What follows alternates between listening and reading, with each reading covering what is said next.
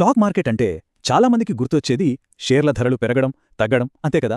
కానీ అలా కాకుండా మనం పెట్టిన పెట్టుబడి నుంచి ప్రతి ఏటా ఒక రెగ్యులర్ ఇన్కమ్ వస్తే భలే ఉంటుంది కదూ. ఆ సరిగా ఈరోజు మనం దాని గురించే మాట్లాడుకోబోతున్నాం. చాలామందికి, ముఖ్యంగా మార్కెట్లోకి కొత్తగా వచ్చేవారికి ఇదే డౌట్ ఉంటుంది, అసలు స్టాక్స్ నుంచి రెగ్యులర్గా డబ్బులు సంపాదించడం సాధ్యమేనా అని. సో దానికి సమాధానం అవును, ఖచ్చితంగా సాధ్యమే. అదెలాగో ఇప్పుడు వివరంగా చూసేద్దాం.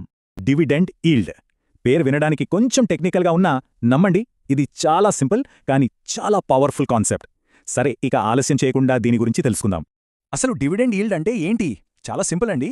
ఒక కంపెనీ తన షేర్ ధరతో పోలిస్తే మనకి ఎంత పర్సెంటేజ్ డివిడెండ్ ఇస్తోంది అని చెప్పేదే ఈ ఈల్డ్. ఇంకా సింపుల్గా చెప్పాలంటే, మనం బ్యాంక్లో డబ్బులు డిపాజిట్ చేస్తే వడ్డీ వస్తుంది కదా, ఇది కూడా అచ్చం అలాంటిదే. మనం కొన్న షేర్ మీద వచ్చే వడ్డీ అనమాట. ఇక్కడ ముఖ్యంగా గుర్తుపెట్టుకోవాల్సిందేంటంటే, ఇది మనకి క్యాష్ రూపంలో వస్తుంది, షేర్ ధర పెరిగితే వచ్చే లాభం కాదు. చూడండి ఎంత సింపులో. ఫర్ ఎగ్జాంపుల్, వేదాంత షేర్ ధర 300 రూపాయలు అనుకుందాం.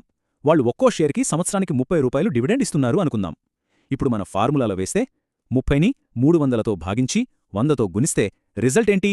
సింపుల్, 10%. అంతే. ఇప్పుడు అసలు విషయానికొద్దాం. ఈ 10% అంటే దాని అర్థమేంటి? దాని అర్థమేంటంటే, మనం 300 రూపాయలు పెట్టి ఒక షేర్ కొంటే దానిమీద మనకు ప్రతి ఏటా 10% అంటే 30 రూపాయలు డైరెక్ట్గా మన అకౌంట్లో క్యాష్ రూపంలో పడిపోతుందన్నమాట. ఇది షేర్ ధర పెరిగితే వచ్చే లాభానికి అదనం. అది వేరు, ఇది వేరు. అసలు ఈ డివిడెండ్ ఈల్డ్ అనేది ఎవరికి ఎక్కువ ముఖ్యం?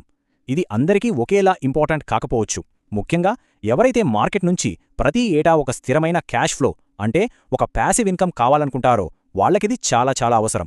మళ్ళీ చెప్తున్నా, గుర్తుంచుకోండి, ఇది షేర్ ధర పెరగడం వల్ల వచ్చే లాభం కాదు, నేరుగా మన చేతికి వచ్చే డబ్బు. మరి మంచి ఈల్డ్ అంటే ఎంతుండాలి? జనరల్గా 2 నుంచి 5% మధ్యలో ఉంటే దాన్ని ఒక మంచి ఈల్డ్గా కన్సిడర్ చేస్తారు.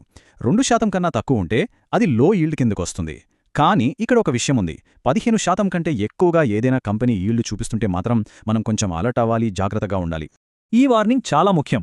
ఈల్డ్ అసాధారణంగా ఎక్కువగా ఉందంటే దానికి 2 కారణాలు ఉండే అవకాశం ఉంది. ఒకటి, కంపెనీ నిజంగానే చాలా మంచి డివిడెండ్ ఇస్తోంది, ఇన్వెస్టర్లకు మంచి రిటర్న్స్ ఇస్తోంది. లేదా రెండోది, కంపెనీ షేర్ ధర విపరీతంగా పడిపోయి దానివల్ల ఈల్డ్ ఆర్టిఫిషియల్గా ఎక్కువగా కనిపిస్తోంది. సో హై ఈల్డ్ చూసి టెంప్ట్ అవ్వకుండా ఆ కంపెనీ ఫండమెంటల్స్ ఎలా ఉన్నాయో, దాని ఆర్థిక పరిస్థితి ఎలా ఉందో కూడా తప్పకుండా చెక్ చేసుకోవాలి. జనరల్గా ఇండియాలో మంచి డివిడెండ్ ఇచ్చే కొన్ని కంపెనీల పేర్లివి. కోల్ ఇండియా, ఓఎన్జీసీ లాంటి పిఎస్యూలు, అలాగే హెచ్సిఎల్ టెక్ లాంటి కొన్ని ప్రైవేట్ కంపెనీలు కూడా తమ ఇన్వెస్టర్లకు కన్సిస్టెంట్గా మంచి డివిడెండ్ ఇస్తూ ఉంటాయి. అయితే ఇది జస్ట్ ఒక లిస్ట్ మాత్రమే. ఏ కంపెనీలో అయినా ఇన్వెస్ట్ చేసే ముందు సొంతంగా రీసెర్చ్ చేయడం అనేది చాలా చాలా ముఖ్యం.